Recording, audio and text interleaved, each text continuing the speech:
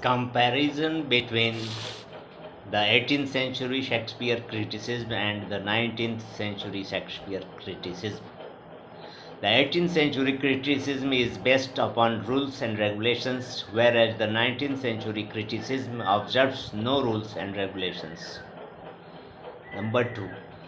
The 18th century critics were influenced by the neoclassical French critics, whereas the 19th century critics were influenced by the German critics.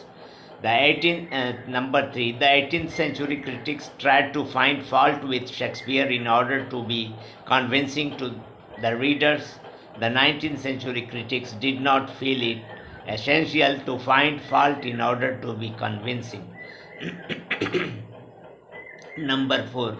The 18th century critics were objective and impartial in their approach to Shakespeare, but the 19th century critics were subjective and partial in their object to Shakespeare. The 18th century critics held Shakespeare as wild, irregular genius, whereas the 19th century critics held Shakespeare as demigod.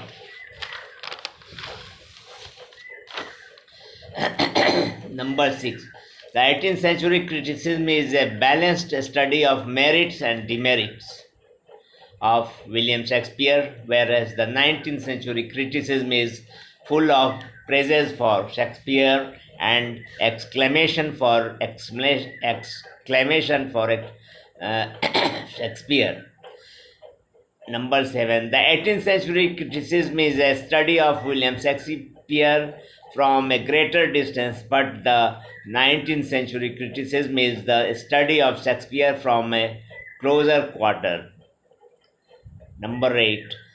The 18th century is general in character, whereas the 19th century criticism is minute and particular in character. Number 9. The 18th century critics were judicious in approach to William Shakespeare, whereas the 19th century critics were fascinated by novelty in Shakespeare. Number 10. The 18th century critics tried to walk on beaten track, whereas the 19th century critics luxuriated in discovery of some hidden beauty and neglected spots in Shakespeare. Number 11. The 18th century criticism is an attempt to judge Shakespeare, whereas the 19th century is an attempt to understand Shakespeare.